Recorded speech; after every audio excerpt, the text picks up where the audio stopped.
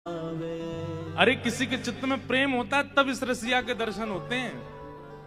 और बोले खावे पीवे कहा है, बोले अधरामृत को भोग लगावे, अधरामृत को भोग लगावे। कर मेहमानी अब मत चूके, समय ना बारंबार। हाँ कर मेहमानी अब मत चूके, समय न बारंबार। अरे खातिर कर ले नई गुजरिया रसिया, ठाड़ो तेरे द्वार। खातिर कर ले नई गुजरिया रसिया, ठाड़ो तेरे।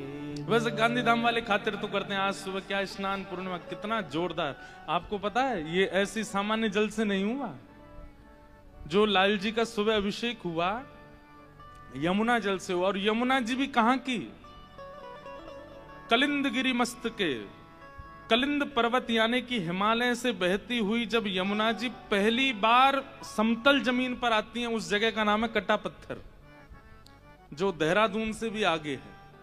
वहां हमारे कुछ विप्र बंधु गए थे, हमारे संग यहाँ भी जो रहते हैं मंच पर, वो ब्राह्मणों जाकर के वहां पर कलशों में भर भर के, फिर 20-20 लीटरों की प्लास्टिक की कैनों में भर के ट्रेन में रखवा करके, तब यमुना जल देहरादून के भी आगे से आया यहाँ गांधीधाम।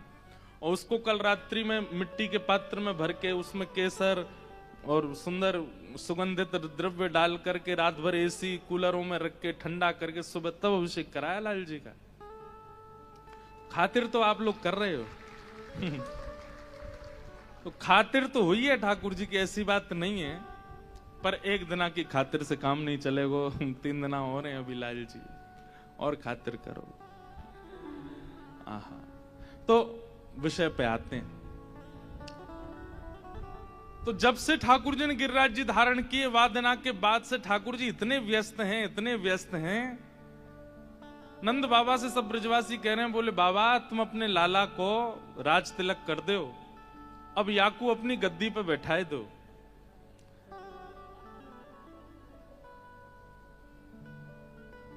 अपनी गद्दी पे बैठाए दो। तो नंद बाबा गए लाला के पास, बोले लाला अब सब ब्रजवासियों कह रहे हैं कि तू ब्रज को राजा बन जा, ब्रजराज बन जा। इतने में मधुमंगल बोलो ना बाबा अभी तो 3-4 महीना समय ही ना है, लाला की रोज रोज पधरामन है, कभी कोई गोपी के यहाँ जाएगो, कभी कोई गोपी के यहाँ जाएगो, अभी तो समय ना है लाला पे। नंद बाबा बोले अच्छा इतनो व्यस्त है गो लाला।